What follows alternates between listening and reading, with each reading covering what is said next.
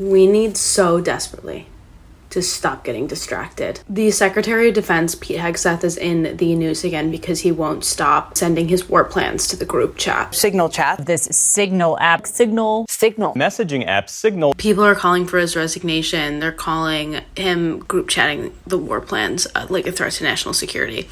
Which, sure, I guess. And I get it's ridiculous to send plans for bombing Yemen in Signal. I get that it's jarring to hear about, but the group chats are distracting you all from something very important that's going on. And it's the fact. There's two facts. One is that the US is bombing another sovereign country with no declaration of war, which is actually in the Constitution belongs to Congress, not the president, and Congress hasn't declared war on Yemen. And that's only if you want to get legal with it. I personally have a problem with my country bombing another country and killing people.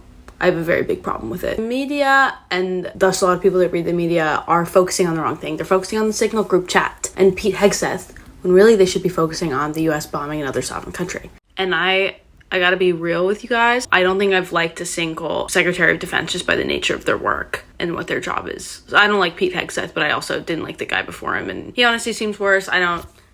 Whatever, that's besides the point. Pete Hegseth's department that he oversees is the most well-funded department in like the history of the United States government, and it's the Pentagon. The group chat, scandalous, sure. But what's also scandalous is Donald Trump is promising for the top line of the Pentagon budget to be $1 trillion next year.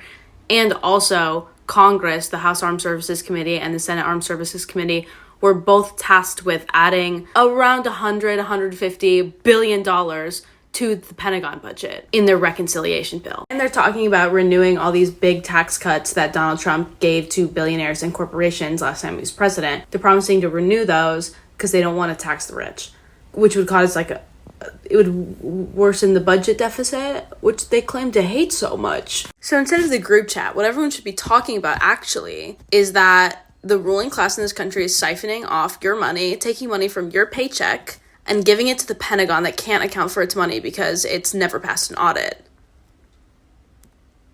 Over $1 trillion.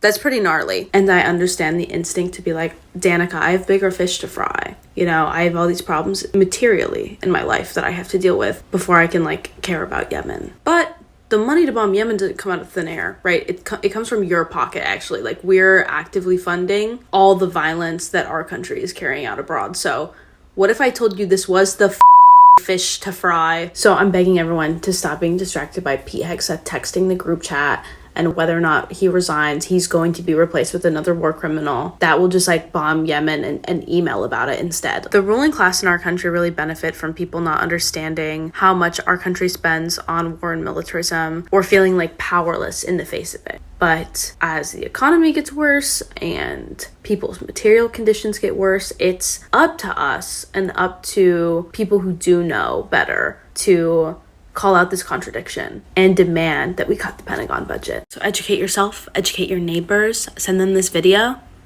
and sign our petition to cut the Pentagon budget.